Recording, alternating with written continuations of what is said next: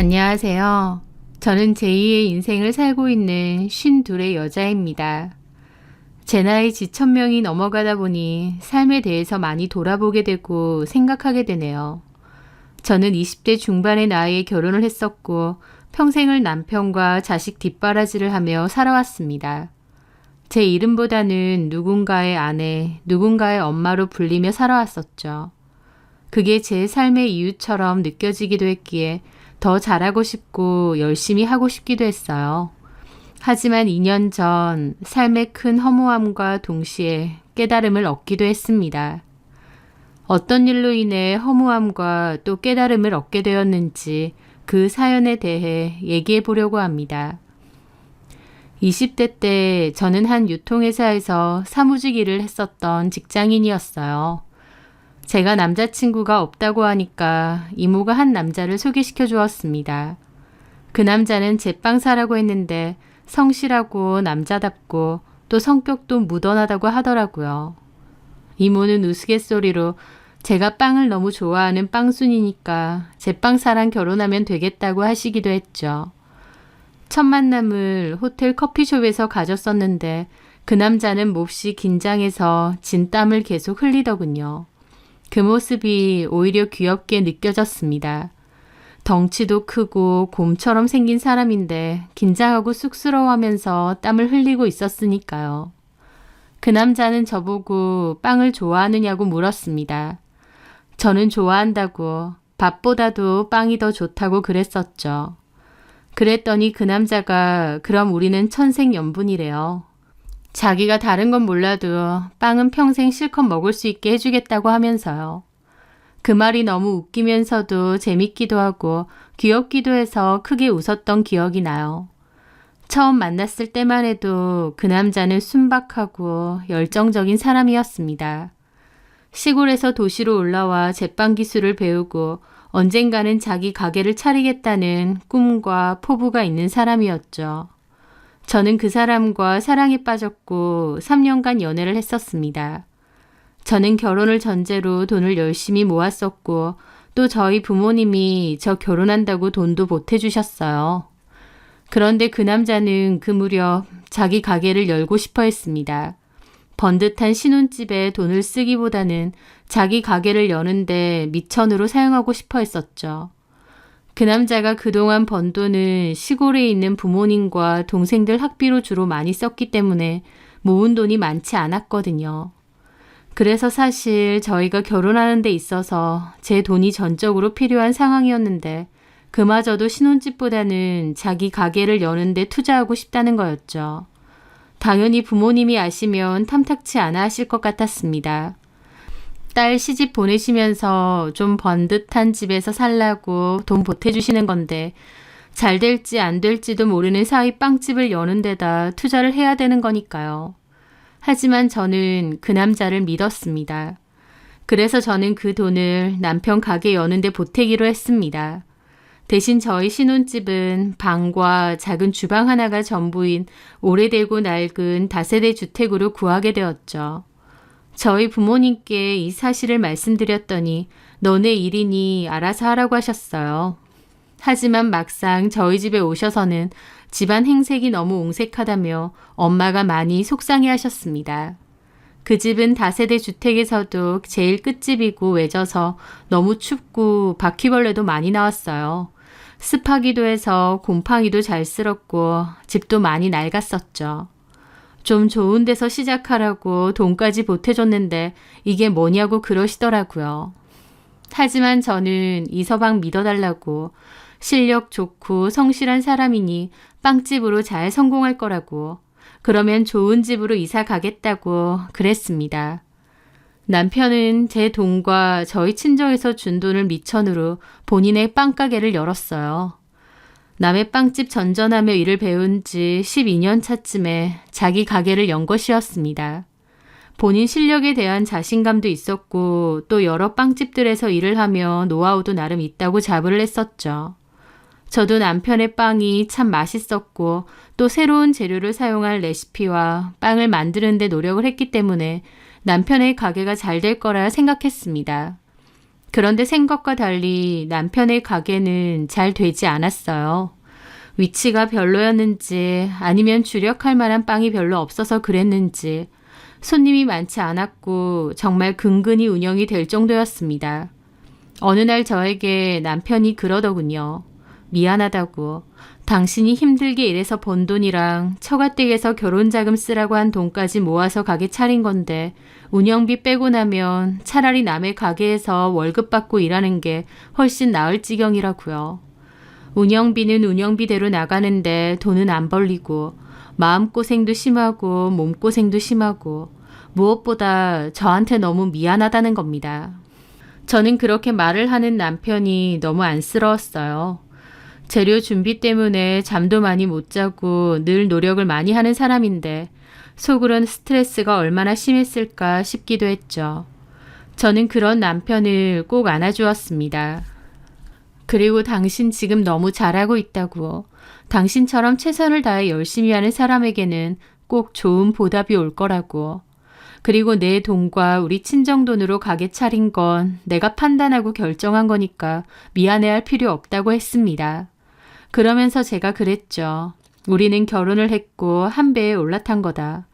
폭풍우가 몰아닥쳐도 서로 의지하고 손잡아주면서 때로는 배 안으로 들어온 물도 같이 퍼나르면서 그렇게 서로 의지하고 도와주면서 살면 된다고 했습니다. 그러면 언젠가는 우리가 원하는 도착 지점에 와 있을 거라고요. 제 말에 남편은 눈시울을 붉혔습니다.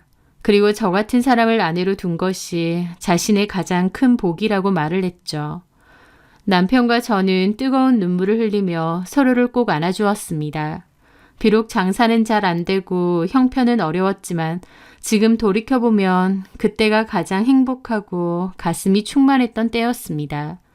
서로가 서로를 믿고 의지하고 용기를 북돋아주며 살았으니까요. 그날 이후 남편은 더욱 열심히 일했습니다. 지역에서 잘 되는 유명 빵집들을 틈나는 대로 돌아다니며 인기 있는 비결들을 찾아 나섰어요. 그전에는 그저 배운 대로 빵만 묵묵히 굽던 사람이라면 이제는 좀 더 적극적으로 움직이기 시작한 거였죠. 잘 되는 곳의 특징이나 주요 고객층들이 어떤 빵을 선호하는지, 또 다른 곳의 빵을 접해보면서 우리 빵의 문제점은 무엇인지도 알아내려 노력했습니다. 남편의 가장 큰 장점은 흡수력이 좋다는 것이었어요. 인기 많은 빵집들의 장점이나 특징들을 인정하고 새로운 유행도 잘 받아들였습니다. 남편은 저희 동네에서 빵집을 이용할 만한 주요 고객층들도 파악하고 그 사람들이 좋아할 만한 빵도 적극적으로 개발을 했습니다. 어쩔 때는 집에도 안 들어오고 빵을 만들고 개발할 정도였죠. 저는 남편에게 쉬엄쉬엄 일하라고 하면서도 또 한편으론 저런 열정이 대단하다 싶어서 존경하기도 했습니다. 남편의 노력 덕분인지 손님은 갈수록 늘기 시작했어요. 규모가 그렇게 크지는 않았지만 빵을 사려는 손님들이 점차 늘어나서 빵 나오는 시간에는 가게 안이 북적일 정도였습니다. 남편은 다양한 재료를 이용한 퓨전빵들을 많이 만들어냈고 그러한 도전 때문에 먼 지역에서도 저희 빵을 사러 오시는 분들이 많았어요.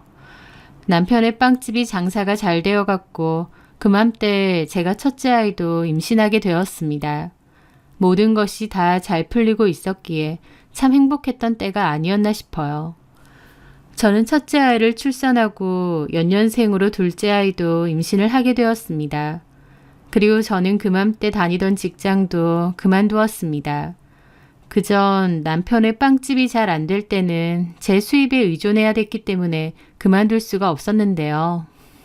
이미 남편의 매출이 제 월급의 몇 배를 벌고 있었고 생활도 안정이 되었기에 저도 직장은 그만두고 육아에만 전념하기로 했거든요. 그렇게 5년 정도는 집에서 육아에만 전념을 했어요. 아들 하나, 딸 하나였는데 아들은 나이에 비해서도 의젓하고 착하고 딸은 귀엽고 살가웠죠. 그맘때 남편의 가게는 확장 이전을 했어요. 이전에 운영하던 가게보다 몇 배나 더 큰 건물로 옮기게 되었습니다. 게다가 그맘때 저희는 아파트로 이사도 갔습니다. 처음 결혼했을 때 그 작은 월세방에서 시작했고 그 후 20평대 빌라로 한번 이사를 갔다가 마지막은 40평대 아파트로 이사를 간 거였죠. 저는 그때 세상에서 부러울 게 없었습니다. 저희 지역에서 손꼽힐 정도로 잘 나가는 빵집을 운영하는 남편과 착하고 귀여운 아이 둘, 넓은 아파트와 부족함 없는 생활. 제 주변에서도 저보고 세상 부러울 게 없겠다고 잘 그랬고 저 역시도 그 모든 것이 다 너무 행복했고 감사했습니다. 저는 큰아이가 초등학교에 들어갔을 때부터 저도 남편의 빵집에서 일을 조금씩 돕기 시작했어요. 남편은 그맘때 2호점 준비를 하고 있었기에 제가 주로 1호점에 자주 가 있었죠. 저는 주로 빵 진열이나 손님 응대, 계산 등을 했었습니다. 그렇게 2호점도 자리를 잘 잡았고 꾸준한 매출이 나왔습니다. 직원도 많아지고 남편에게서 빵을 배우려는 견습생도 점차 많아지기 시작하면서부터 저는 직접적으로 일을 하기보다 직원 관리 쪽으로만 일을 했었어요. 더 이상 매일 출근하진 않았고 필요할 때만 가는 정도였죠. 그렇다 해도 일주일에 3-4번 이상은 갔던 것 같아요. 저는 제 나름대로는 남편의 매장에서 제 역할이 있다고 생각했습니다. 왜냐면 남편은 매장에서는 좀 엄격하고 무서운 사장님이었고 직원들의 고충도 꽤나 있었거든요. 그래서 어려운 점을 토로할 때는 남편보다는 주로 저한테 얘기하는 경우가 많았죠. 저도 적극적으로 직원들 얘기를 귀담아 들어주고 제가 해결해 줄 수 있는 부분은 노력해 주었고요. 그래서 직원들이 일에 관해서 상담을 요청할 때는 주로 저에게 얘기를 잘 했었습니다. 그 후 남편의 사업이 좀 더 확장되고 커지면서 남편은 더욱더 바빠졌어요. 저 역시도 아이들을 케어하고 가게 일도 틈틈이 돕느라 꽤 바빴죠. 예전에는 남편과 종종 술 한잔하면서 이런저런 얘기도 하고 대화를 갖는 시간이 많았다면 시간이 갈수록 그런 시간은 줄어들었습니다. 어쩔 때는 각자의 스케줄이 바빠서 하루 종일 대화를 아예 안 하거나 얼굴도 못 보고 지나가는 적도 있을 정도였죠. 하지만 그런 게 특별히 잘못됐다거나 남편과 제 사이에 문제가 있다고는 생각지 않았어요. 왜냐면 남편과 저도 나이를 많이 먹었고 늘 신혼초처럼 지낼 순 없었으니까요. 그냥 자연스러운 거라고 생각했습니다. 각자 할 일이 바쁘고 점차 서로에게 소홀해지는 것을요. 설령 대화가 많이 줄어들고 둘만의 시간을 갖는 일이 갈수록 줄어든다 한들 저는 그래도 남편과 저는 하나다. 우리는 절대 변할 수 없는 부부다. 라는 생각만은 변함이 없었습니다. 그렇게 시간이 흘러 둘째 딸까지도 대학 입학을 시켰습니다.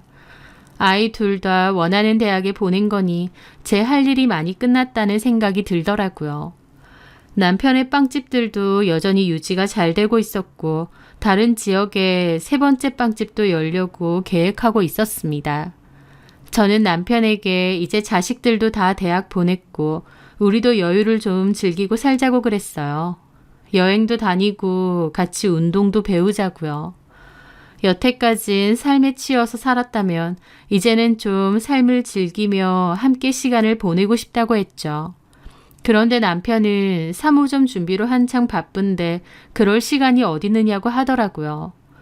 저는 남편이 여전히 일에 미쳐 있다고 생각했고 참 한결같이 열정이 넘친다고 생각했어요. 그런데 남편이 진짜 미쳐 있었던 게 일이 아니라는 것을 머지않아 알게 되었습니다. 그날은 제가 2호점으로 갔던 때였어요. 저는 주로 1호점에서 관리 일을 하는데 가끔씩 2호점에 가기도 하거든요. 그렇게 주차를 하고 가게로 향하고 있는데 직원 한 명이 가게 근처에서 통화를 하면서 훌쩍이는 겁니다. 제가 다가갔을 때는 전화는 끊고 훌쩍이고 있었죠. 가만 보니 저희 가게에서 빵 진열하고 계산 일을 하는 직원이었습니다. 이름은 이소정이고 20대 후반이었어요. 대학 졸업하고 공무원 시험 준비를 하다가 잘 안 돼서 그만두고 취업 준비를 한다고 했습니다. 그 와중에 아르바이트로 저희 가게에서 일을 한다고 했고요. 싹싹하고 밝아 보이는 성격이 좋아 보여서 채용을 했었죠. 소정 씨, 괜찮아요? 제가 아는 체를 하자 소정 씨는 놀라면서 인사를 하더라고요. 사모님, 안녕하세요. 무슨 일 있어요? 아니에요, 아무것도. 하면서 가게로 들어가더라고요. 저는 왜 그럴까 생각하며 가게 안으로 같이 들어갔습니다. 가게 안에는 남편도 있더라고요. 남편은 뭐가 마음에 안 드는지 직원들을 혼내키고 있었고요. 그리고 소정 씨한테도 뭐라고 하더라고요. 이소정 씨, 근무 시간에 어딜 자꾸 나가? 죄송합니다.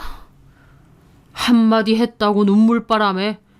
남편이 호통을 쳤고 소정 씨는 고개만 떨구고 있더라고요. 무슨 일인진 모르겠지만 소정 씨의 풀 죽은 얼굴을 보니 너무 안쓰러운 겁니다. 그렇게 남편은 직원들에게도 한바탕 하고 저도 아는 체 안 하고 획 나가더라고요. 저는 다른 직원에게 사장님이 왜 저러시냐 물어봤죠. 어제 빵 사간 손님이 계산 잘못했다고 컴플레인 걸었거든요. 근데 계산 담당이 소정 씨였는데 일 똑바로 못한다고 혼난 거죠 뭐. 그랬구나. 근데 소정 씨도 사정이 있는 게 배가 자꾸 아프다고 그랬거든요. 안색도 안 좋고. 병원도 잠깐 갔다 오고요. 컨디션이 안 좋아서 계산 착오가 좀 있었던 것 같아요. 저는 고개를 끄덕였습니다. 다른 것도 아니고 몸이 아파서 그랬다는데 심정적으로 좀 짠하게 느껴지더라고요. 그 후 점심 식사 시간이 다가와서 직원들이 시간대로 나가서 식사를 하기로 했어요. 저는 일부러 소정 씨한테 괜찮으면 같이 나가자고 밥 한 끼 사겠다고 했죠. 근처 식당으로 같이 가서 이런저런 대화도 나누었습니다. 아까 좀 속상했죠? 제가 잘못한 건데요, 뭐. 사장님이 일에 있어서는 워낙 철두철미한 성격이다 보니 직원들한테도 좀 예민한 게 있는 것 같아요. 너무 마음에 두진 말아요. 네, 감사합니다, 사모님. 나는 소정 씨 몇 번 안 보긴 했지만 그래도 사람이 성실하고 싹싹한 것 같아서 좋더라고. 나중에 취업해도 일 야무지게 잘할 것 같아요. 제 말에 소정 씨는 씁쓸하게 웃더군요. 취업 안 될 것 같아요. 연락 오는데도 없고. 어머, 그래요? 네, 그냥 여기서 계속 알바해야 될 것 같기도 하고 그나마 여기는 저 뽑아줬고 사장님한텐 늘 감사해요. 저는 풀 주고 있는 그 모습이 어쩐지 짠하더라고요. 저도 자식 키우는 입장이다 보니 더 그런 생각이 들었던 것 같기도 합니다. 힘내요. 소정 씨는 뭘 해도 잘할 수 있을 거예요. 좋게 봐주셔서 감사해요. 근데 어제 어디 아팠다던데. 아, 배가 좀 아파서요. 병원에 잠깐 갔다 오느라. 지금은 괜찮아요? 네. 많이 먹어요. 그렇게 식사를 하다가 소정 씨는 화장실을 간다며 자리를 비웠습니다. 그런데 소정 씨 핸드폰이 울리더라고요. 소정 씨가 돌아오고 얘기해줬죠. 전화 왔던데 혹시 남자친구예요? 네? 아, 네, 뭐. 어머, 뭐 하는 사람이에요? 전자제품 매장에서 일해요. 어머, 그렇구나. 그렇게 저는 소정 씨와 식사를 하고 다시 빵집으로 돌아왔습니다.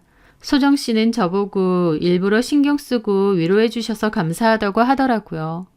제 딴에는 저희 남편 빵집에 일해주는 직원들, 알바생들, 열심히 일해주는 게 진심으로 고맙기도 합니다. 그래서 잘 챙겨주고 싶은 마음도 있어요. 하지만 또 한편으론 남편을 위해서 직원들을 잘 챙기려고 하는 것도 있습니다. 그게 무슨 말이냐고요? 그맘때 제가 소문을 들어보니 저희 남편 가게가 직원들이나 알바생들 사이에선 악평이 높다고 하더라고요. 월급에 비해서 일도 너무 많이 시키는 데다 사장이 툭하면 소리 지르고 인격적으로 무시도 많이 한다고요. 그래서인지 남편의 빵집은 직원들도 자주 그만두는 편이고 새 직원도 자주 구하는 편입니다. 제가 지켜봐도 남편은 직원들에게 함부로 하는 편이기도 하고요. 경영에 관련해서 제가 입대는 걸 싫어하다 보니 남편에게 뭐라 말할 수는 없지만 제 입장에선 매장에 남아서 묵묵하게 일해주는 직원들에게 고맙기도 하고 또 그만두지 않았으면 하는 마음에서 더 챙기고 싶거든요. 직원이 자꾸 그만둔다는 것 자체가 운영에 차질이 생기는 일이기 때문에 어떻게 보면 남편과 남편의 가게를 위해서 제가 직원들을 더 챙기려고 하는 것도 있었습니다. 월급은 제가 관여할 순 없지만 그래도 떡값 같은 것도 따로 챙겨주려고 하고 선물도 종종 챙겨줄 때가 많았죠. 그래서 직원들도 고충사항을 저한테 얘기하는 경우도 많고 어떤 직원은 사장님 때문에 그만두고 싶은데 사모님 봐서 그냥 참고 다닌다는 직원도 있었어요. 제 딴에는 그런 것도 제 역할이려니 하고 직원들에게 좀 더 신경을 쓰려고 한 거였죠. 그런데 제 앞에선 고맙다고 했던 소정 씨가 뒤에선 딴소리하는 것을 우연히 듣게 되었습니다. 어느 날 남편이 2호점에 가서 관리 좀 해달라고 했고 그날은 2호점으로 오픈 시간에 맞춰 출근을 했을 때였습니다.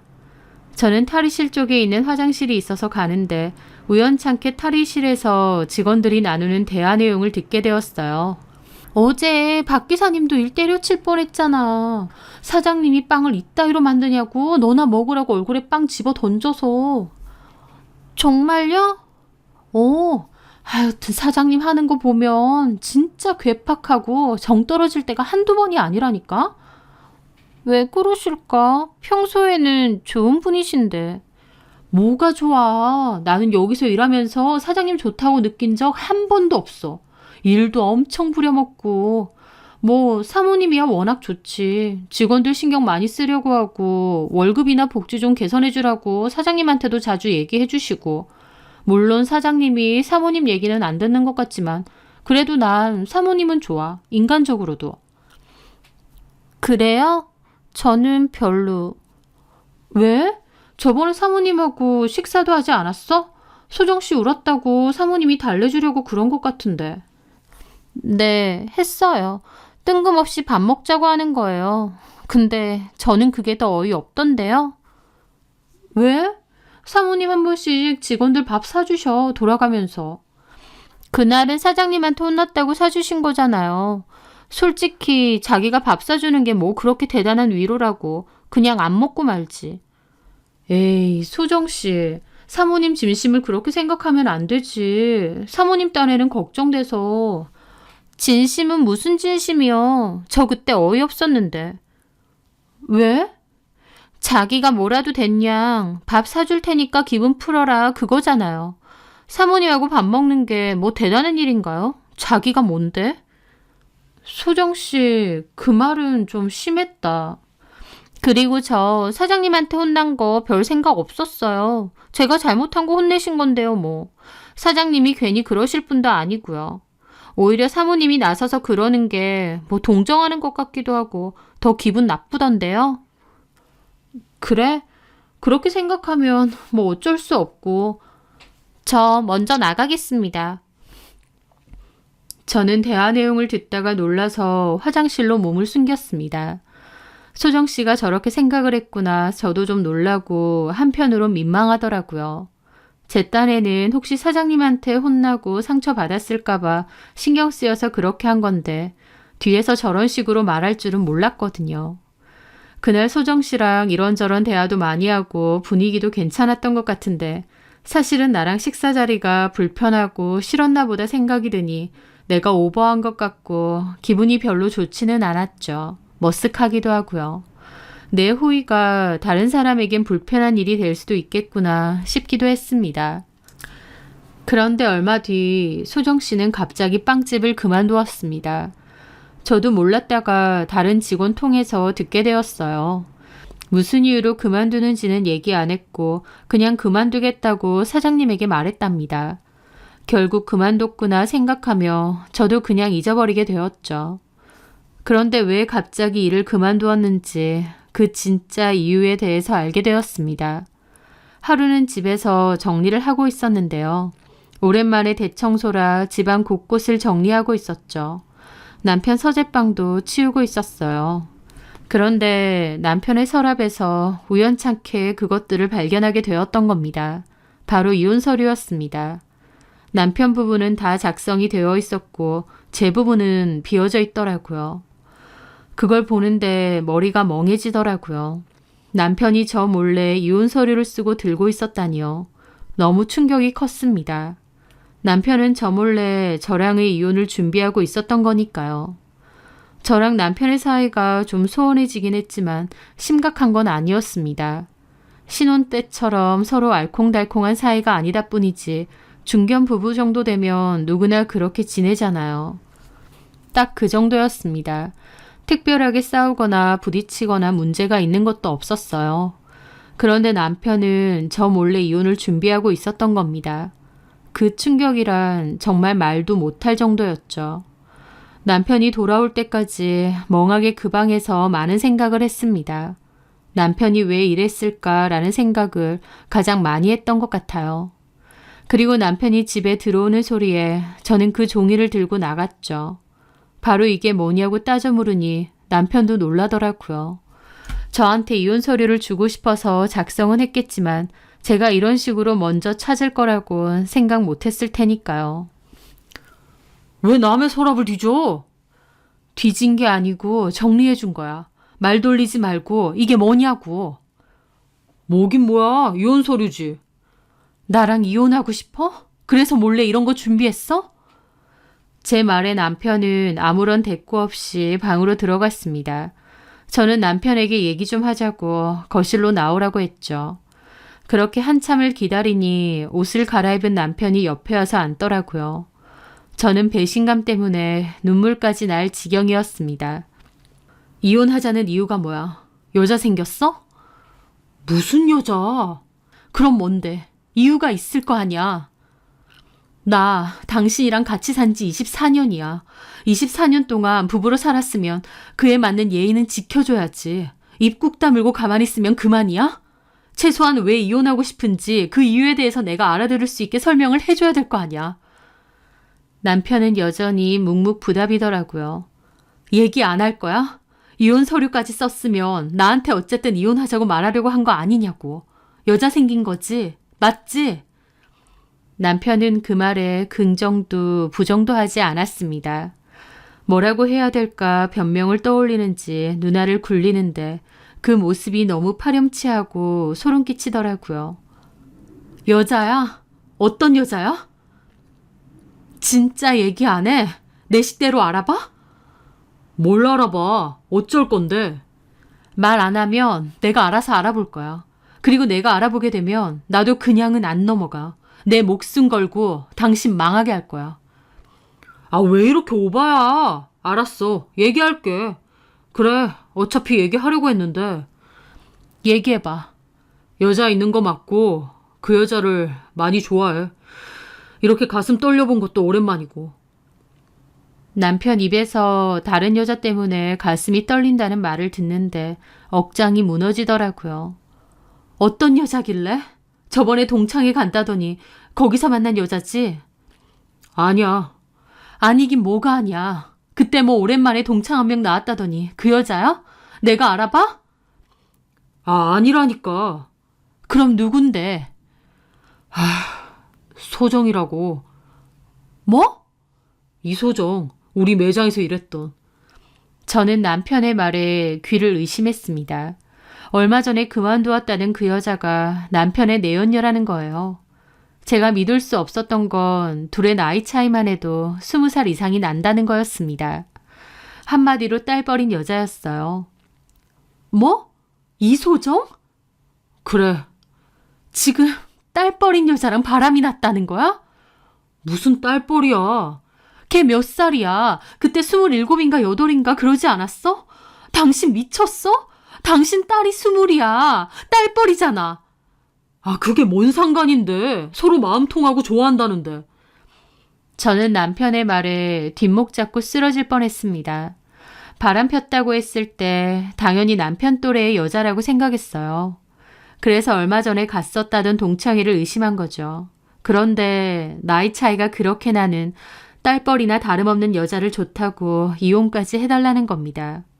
어처구니가 없어서 말도 안 나오더라고요. 남편이 너무 비상식적으로 느껴졌습니다. 제정신이야? 진짜 그 어린 게 좋다고? 당신이 뭐라고 하든 나 소정이랑 서로 좋아하는 사이야. 이제라도 소정이랑 같이 살고 싶어. 미쳤느냐고. 세상 사람들이 뭐라고 할까. 나이 50 넘은 아저씨가 20대 후반, 그것도 가게 알바생이랑 바람. 당신 머리가 어떻게 된 거 아니야? 벌써 치매야? 말 함부로 하지 마. 저는 그 자리에서 까무러쳤습니다.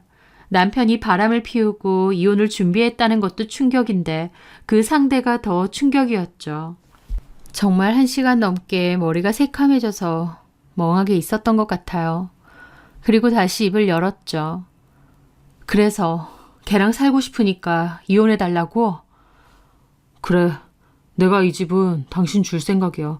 그러니까 이거 먹고 떨어져라 이거야? 당신 자식들 생각은 안 해? 우리 영호랑 혜진이가 뭐라고 생각할까? 아버지가 딸버린 여자랑 바람나서 평생 같이 산 엄마를 저버린다는데.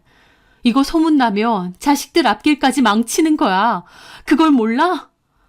아, 지들 다 키워주고 대학교까지 보내줬음. 내 할 일 다 한 거야. 그럼 지들이 살아야지. 그게 아버지가 돼서 할 소리야? 나 영호랑 혜진이 뒷바라지 할 만큼 했어.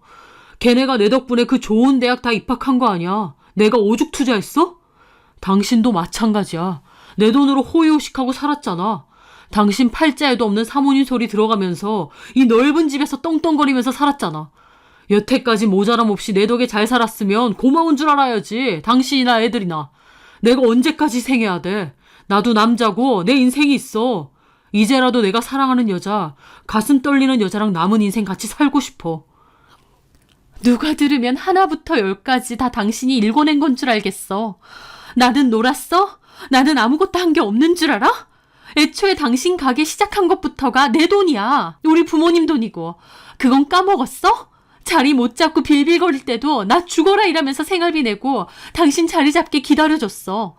이제 와서 먹고 살만해지니까 전부 다 당신이 잘한 것 같고 나나 우리 애들은 당신 피나 빨아먹는 거머리로 보여? 사람이 어떻게 이래? 그래, 고맙다 아주. 당신 돈이랑 처가 돈으로 내가 가게 차린 거 그거 아주 눈물나게 고마워. 당신이랑 처가 식구들이 아주 귀에 딱지가 않도록 얘기해서 까먹을 수도 없어. 그래서 내가 보란듯이 성공했잖아. 잘 돼서 당신 부족함 없이 살게 했잖아. 그럼 된 거 아니야? 내 할도리 한 거 아니야? 내가 뭘 그렇게 대단하게 누리고 살았다고? 사모님 소리 들어가면서 이 넓은 집에 돈 걱정 하나 없이 살았는데 그게 누리고 산 게 아니야? 그래서 이제는 딴 마음 먹은 거야? 그 어린 년 만나서 네 인생 살고 싶다고? 그래, 너나 나나 남녀로서는 완전 끝아니야. 나 어쩔 때는 네 뒷모습만 봐도 속이 갑갑해져 오더라. 무슨 족쇄에 매달려 있는 것처럼 속이 갑갑해져 왔다고. 내가 남은 인생 왜 그러고 살아야 되냐. 남편의 말 한마디 한마디가 비수처럼 날아와 꽂혔습니다. 남편은 이소정 그 여자에게 단단히 미쳐 있었어요. 남편은 이 집을 줄 테니 이혼해달라고 했습니다. 저는 절대 그렇게 해줄 생각 없다고 했어요. 제가 미쳤나요? 누구 좋으라고 이혼을 해주겠나요?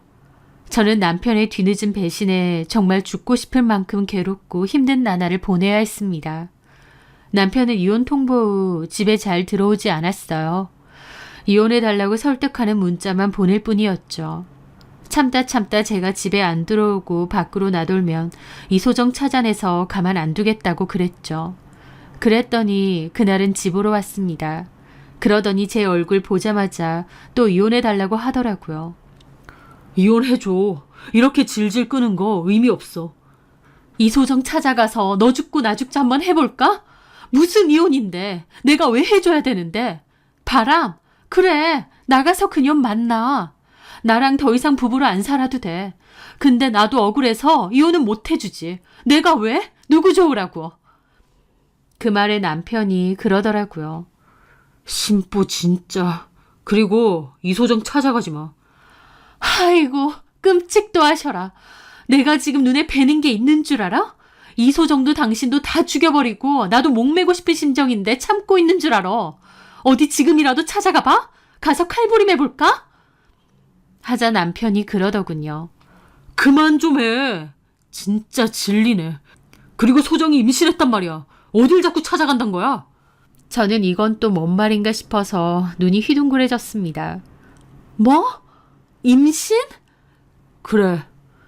니들이 아주 미쳤구나. 바람도 모자라서 임신. 이소정 그녀는 지 아빠 뻘되는 사장하고 바람피면서 임신까지 했대?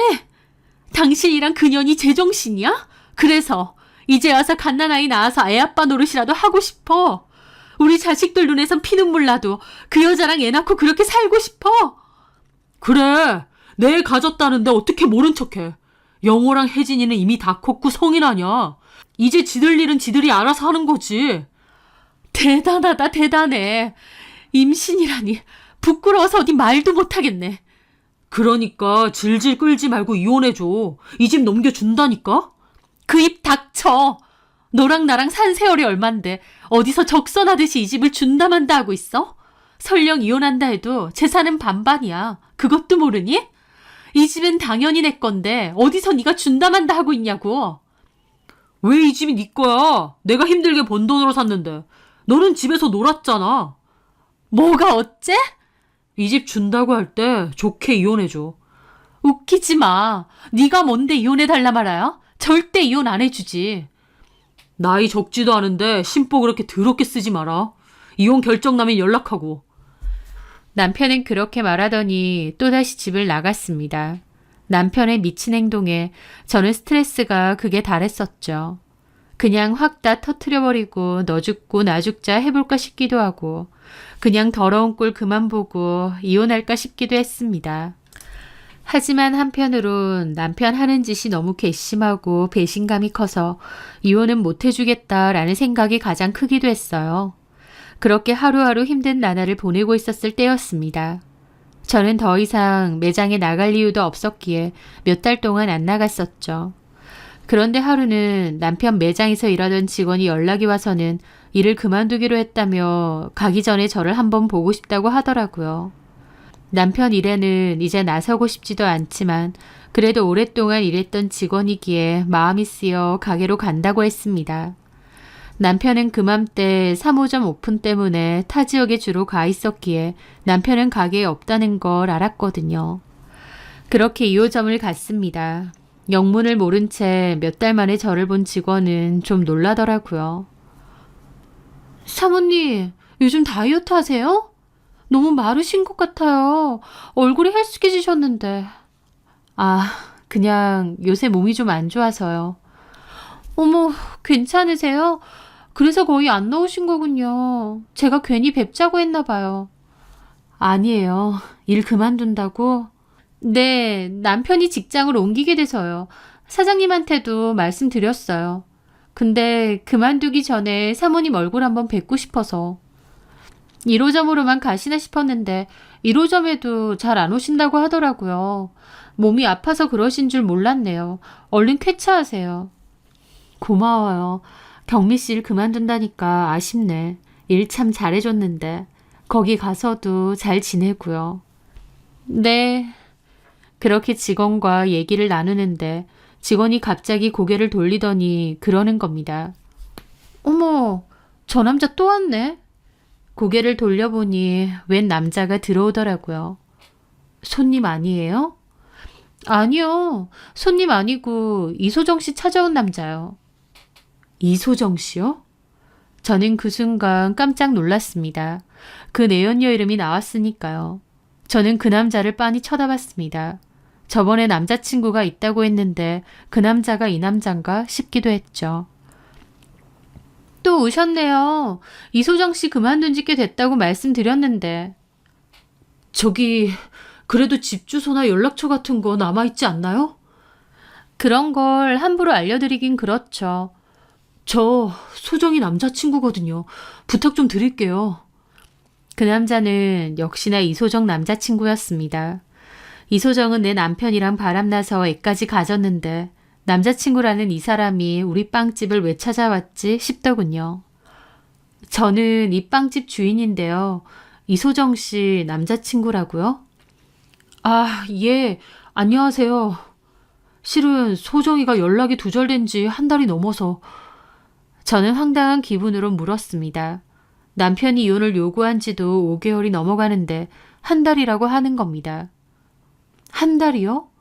이소정 씨랑 한 달 전까지 연락을 했다는 거예요? 네. 근데 갑자기 잠수를 타서 연락은 안 받고 집이라도 찾아가고 싶은데 제가 집 주소를 모르거든요. 전에 소정이가 여기 근무했었다는 건 알아서 주소라도 좀 어떡해. 진짜 남자친구 맞아요? 그럼요. 근데 어떻게 집 주소도 모르고 안 가르쳐 주더라고요. 집에도 못 데려다 주게 하고. 근데 저 꼭 연락해야 되거든요. 뭐 때문에요? 이소정 씨가 그렇게 연락을 두절했으면 그건 개인 사정인데 우리가 함부로 주소를 알려줄 순 없죠.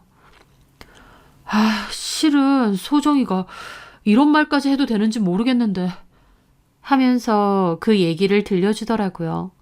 그 얘기를 들은 저는 너무 놀라서 자리에서 튀어오를 뻔했습니다. 그 남자와 얘기를 더 나눈 뒤 저는 많은 생각에 빠졌어요. 그 전까진 절대 이혼 못 해주겠다. 누구 좋으라고 이혼해주나 라는 생각이었는데 그 남자가 찾아온 뒤로 제 생각이 많이 달라졌습니다.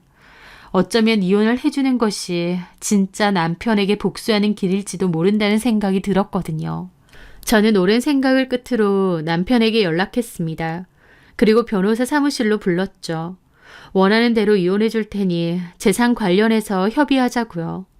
남편은 제가 이혼해 준다고 하니 신나서 한달음에 오더라고요. 똥인지 된장인지도 모르고 좋다고 저렇게 오는 꼴이란 어이가 없었습니다. 근데 갑자기 왜 마음이 바뀌었어? 이혼해 준다고 하니 그리 좋든? 무슨... 당신하고 별로 얘기 나누고 싶지 않으니까 변호사 앞에서 얘기하자고. 그렇게 남편과 저는 변호사 앞에서 재산 분할에 관한 협의를 했습니다. 제 조건은 집 하나와 2호점 가게 하나를 받는다는 것이었어요. 남편은 당연히 펄쩍 뛰었죠. 하지만 제가 단호하게 그랬습니다. 나 당신이랑 결혼 생활 20년 넘었어. 법적인 재산 분할을 해도 반반이야. 당신이 싫고 말고 할 것도 없어. 게다가 당신이랑 그 여자 상대로 상간녀 소송 진행할 수 있고 내가 마음만 먹으면 당신이랑 그 내연녀의 추악하고 더러운 일들 다 소문낼 수도 있어. 불륜해서 본처 버렸다는 소문 나면 그 빵집이 계속 잘 될까? 어디 그렇게 해줘? 내가 못할 것 같아? 제 말에 남편은 우물쭈물 말도 못하더라고요. 이 정도면 내가 많이 양보하는 거야. 최소한 1호점은 안 건드린다잖아. 상간소송도 안 한다고 했고. 가정 내팽개치고 바람피고 거기다가 내연녀가 애까지 가진 상황인데 나 정도면 아주 고상하고 깔끔하게 보내주는 줄이나 알아. 이렇게 내가 가지기로 하고 협의할 거면 이혼해주고 아니면 그냥 없던 일로 해. 나 이렇게 살아도 아무 문제 없어. 네가 그렇게 끔찍하게 여기는 그 여자는 그냥 미혼모로 살면 되는 거고. 어쩔래? 제 말에 남편은 고민하더라고요. 하지만 결국은 제가 원하는 대로 재산 분할하기로 했습니다. 다만 상간소송은 하지 않기로 했고 소문도 내지 않기로 했고요. 저도 원하는 재산은 받았으니 알겠다고 하고 이혼에 협의를 했어요. 남편은 이소정한테 단단히 미친 상태이기 때문에 집과 2호점을 저한테 넘겨도 제가 이혼만 해주면 된다고 생각하는 듯 했습니다. 사실상 규모로 치면 1호점보다 2호점이 더 큽니다. 그 2호점은 제가 단독 사장으로 갖기로 하고 저희 살고 있는 아파트까지 제가 갖기로 하고 협의 이혼을 하게 되었죠. 나중에 딴소리 할 수 없게 변호사가 서류도 다 마련해 주었고 절차도 마무리했습니다. 그렇게 남편과 저는 일사천리로 협의 이혼을 하게 되었어요. 저는 이 이야기를 아이들에게 전했고 아이들도 남편에게 큰 실망을 했죠. 특히 딸아이는 아빠 안 볼 거라고까지 하더라고요. 저는 딸에게 아빠 안 보고 싶으면 안 봐도 된다고 네 마음 가는 대로 하라고 했습니다. 저 같아도 딸버린 여자랑 바람나서 애까지 가졌다는 아빠는 보고 싶지 않을 것 같거든요. 그렇게 속전속결로 이혼이 마무리가 되는 걸 보면서 속 시원하기도 또 허무하기도 했어요. 부부로 살아온 세월이 참 길었는데 이혼은 협의하고 나니 빠르게 끝이 나더라고요. 남편은 이혼 확정일 날 저에게 묻더군요. 절대 이혼 안 해준다더니 왜 생각이 바뀌었냐고요. 저는 그 말에는 대답하지 않고 도리어 물었습니다. 이소정은 애 낳았어? 다음 달. 벌써 그렇게 된 건가? 기분 어때? 나이 50 넘어서 애 아빠가 된 기분이? 비꼬지 말고. 내 맘이야. 나한테 이래라 저래라 하지 마. 이소정이랑 애 낳고 잘 살아. 처자식 버리고 선택한 사랑인데 행복해야지. 저는 그렇게 말한 뒤 자리를 떴습니다. 저는 그렇게 2호점을 맡아서 운영을 했어요. 2호점이긴 하지만 이름만 쓰는 거고 독자적으로 운영을 했습니다. 가끔 직원들에게 1호점 이야기를 전해 듣게 되었는데 남편이 이혼하고 이소정이랑 본격적으로 같이 살게 되고 나니 이소정이 그때부터 대놓고 사모님 행세를 하더랍니다. 출산한 애는 자기 친정 엄마한테 맡겨두고 지가 나와서 사모님 행세하며 지보다 나이 많은 직원들한테 콧대 세우고 일 시켜먹고 한다는데 그거 전해 듣는데 부끄럽지도 않나 싶어서 참 가짱고 황당하더라고요. 아빠 버린 사장이랑 바람나고 애까지 낳은 건데 창피한 줄도 모르고 뻗쳐 다닌다는 게요. 애초에 아빠 버린 사장하고 바람나고 애까지 가졌다면 멘탈이 보통 멘탈은 아니겠죠. 직원들이 뒤에서 뭐라고 하든 고개 빳빳이 들고 다닌다는데 뻔뻔함이 대단했어요. 그런데 그 짓도 그리 길게 가진 못했습니다. 저는 얼마 뒤 1호점에 있는 직원으로부터 제가 그토록 기다리던 그 이야기를 듣게 되었거든요. 저를 찾아와서 이소정 전 남친이라고 했던 그 남자 기억나시나요? 그 남자가 1호점을 찾아간 거였습니다. 그러면서 가게가 통째로 뒤집힌 거죠. 왜냐고요? 그 전에 제가 이혼에 대해 갈팡질팡 고민할 때 그 남자가 이소정 찾는다고 가게에 찾아왔을 때요. 그때 제가 이소정 왜 찾느냐고 하니까 저한테 했던 말이 이소정이 자기 애를 임신했는데 연락이 두절됐다는 얘기였거든요. 제 전남편 애가 아니라 그 남자의 애라는 겁니다. 저는 그 남자에게 본인 애라는 게 확실하냐고 물었더니 펄쩍 뛰며 당연히 자기 애라고 하더라고요. 그 남자 말로는 이소정이 임신을 했고 그 남자에게 임신 사실을 알렸답니다. 그런데 갑자기 이소정이 애는 지우겠다고 문자 한 통 남기고 잠적을 했다는 겁니다. 그 남자가 이소정을 찾아 헤맸다는데 사실 이소정은 그 애를 제 전남편 애라고 속이고 전남편과 동거를 하고 있을 때였던 거죠. 나이도 어린 게 진짜 대단하다 싶더라고요. 전남편과 그 남자 사이에서 바람을 피고 있다가 그 남자애를 임신을 했는데 전남편이 돈도 훨씬 많고 해줄 수 있는 게 많다고 생각해서인지 전남편 애라고 하고 잠적을 한 것 같았죠. 저는 그 얘기를 전해 듣고 나서 이혼을 하겠다고 결심을 바꾼 것이었고요. 전남편은 본인 애도 아닌데 본인 애인 줄 알고 키울 거고 그것이야말로 제가 해줄 수 있는 복수일 거라고 생각했습니다. 그런데 그 남자가 가게를 찾아왔고 그 일로 당연히 전남편도 모든 걸 알게 된 거죠. 전남편이 아이 친자 검사 맡겼다고 했는데 결론적으로 진짜 전남편 아이가 아니었다고 했습니다. 전남편하고 그 남자하고 가게에서 멱살잡이까지 했다는데 전남편도 덩치가 크고 성질이 더럽거든요. 전남편이 그 남자를 때렸다고 했고 그 남자는 그걸로 전남편을 고소까지 했답니다. 게다가 이 사실을 다 알게 된 전남편이 화가 나서 이소정한테도 손찌검을 했다고 했고 전남편에게 맞은 이소정 역시 전남편을 상대로 고소를 했대요. 한마디로 전남편은 이혼까지 했는데 내연녀가 자기 뒤통수 친 거고 애도 친자가 아니고 내연녀는 물론 내연녀 남친한테까지 폭행 고소를 당한 상황인 거죠. 그 얘기 전해 듣는데 언젠가 이렇게 될 줄은 알았지만 생각보다 빨리 그 끝이 왔구나 싶더라고요. 완전 쑥대밭이 따로 없었다는데 그 광경을 직접 못 본 건 아쉬웠습니다. 다만 그 광경을 직접 목격한 손님들 사이에선 소문이 파다하게 다 퍼졌죠. 그 베이커리 사장이 본처 버리고 어린 내연녀랑 바람이 났는데 그 자식이 친자식이 아니었다라는 소문이 동네에 쫙 깔린 겁니다. 저는 이 일에 대해서 소문을 내지 않겠다고 전남편과 약속을 했었는데 전남편 지 스스로 소문을 다 낸 셈이었습니다. 자기 발등 자기가 찍는다는 게 이런 게 아닐까 싶더라고요. 그 소문 때문에 전남편이 운영하는 1호점은 손님까지 많이 발길을 끊었고 제가 운영하는 2호점은 손님이 더 늘었어요. 저한테 사정을 물어보시는 손님들도 있었는데 저는 그냥 별말 안 하고 넘어갔습니다. 어쨌든 전 남편 인생은 완전 고꾸라졌죠. 준비 중이던 사무전까지도 무산되었으니까요. 자승자박이라고 누굴 탓하겠나요?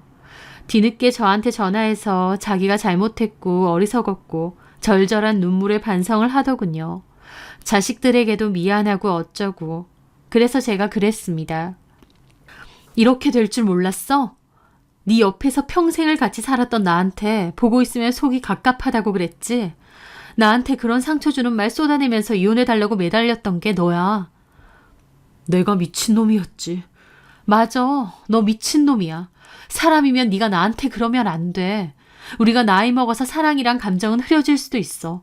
하지만 인간이라면 의리는 있어야 될 거 아니야. 너는 그 의리까지 저버린 거야. 그래서 내가 이 모양 이 꼴 됐잖아. 누굴 원망하겠니?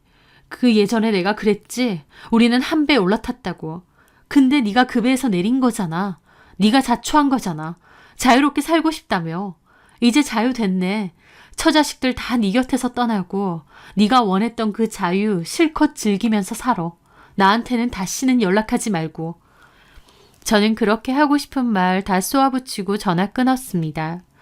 남편이 본인이 잃은 것이 무엇인지 오랫동안 곱씹고 후회하며 살길 바랍니다. 20년 넘게 같이 살았던 전 남편과 그렇게 헤어지고 저도 힘들지 않았던 건 아니에요. 하지만 시간이 갈수록 오히려 제 마음은 가벼워지더군요. 그리고 이제는 제 자신을 많이 보살피게 되었습니다. 이혼 후 제가 가장 많이 깨달은 건 내 인생의 주인공은 나고 내가 나를 보살피고 아끼지 않으면 그 누구도 나를 존중해주지 않는다라는 것입니다. 누구의 엄마, 누구의 아내가 아니라 제 이름으로 이제는 행복하고 찬란하게 살아가려 하네요. 제 사연 들어주셔서 감사합니다.